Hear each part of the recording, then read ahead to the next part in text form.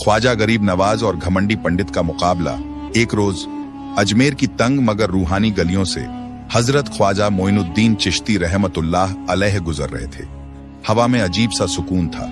सड़क के दोनों ओर लोग झुककर सलाम करते और ख्वाजा साहब हर एक को मोहब्बत भरी नजर से देखते। उनकी मौजूदगी ही नूर थी।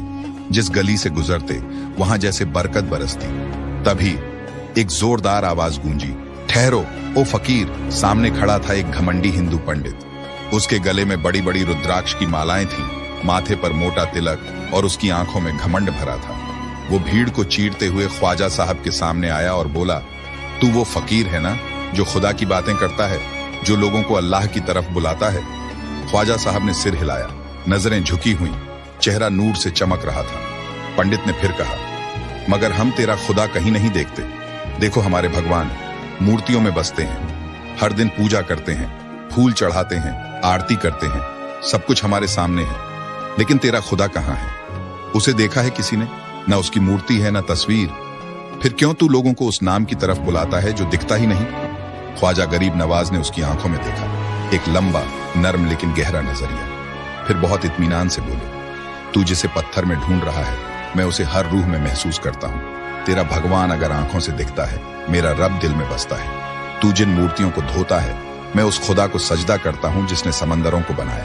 तू जिसे फूलों से सजाता है, मैं उसे सजदा करता हूँ जिसने फूलों को पैदा किया। भीड़ में एक सरसराहट हुई, मगर पंडित अब और उबल पड़ा।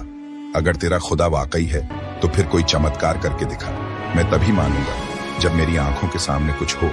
ख्वाजा गरीब नवाज जमीन पर बैठ गए। उनका चेहरा शांत था, मगर उनके होंठों से धीरे धीरे दुआ निकलने लगी। या अल्लाह, अगर इस दिल में हिदायत की गुंजाइश है, अगर इस रूह को तू कबूल करना चाहता है, तो अपने नूर की एक किरण इस पर जाहिर कर दे। और तभी सूरज की रोशनी जैसे एक जगह इकट्ठा होकर उस पंडित की आंखों में समा गई।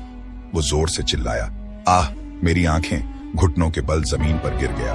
मुझे माफ कर दो, मैंने जिसे मजाक समझा वो हकीकत निकला। ख्वाजा साहब उठे, उसके पास आए और अपने नूर भरे हाथ से उसके सिर को छुआ। फरमाया, तेरा घमंड तुझे अंधा कर गया था, मगर रब का करम तुझे रोशनी में ले आया। तू अब आंखों से नहीं, दिल से देखेगा और तेरा हर सजदा अब रूह से होगा। खामोश भीड़ अब रो रही थी। पंडित अब पांव पकड़कर बैठ गया और कहा, मुझे भी उस रास्ते पर ले चलो जहां दिल झुकता है, जहां रब मिलता है। ख्वाजा साहब मुस्कुराए और उस दिन से वो पंडित एक सच्चे मोमिन बन गया।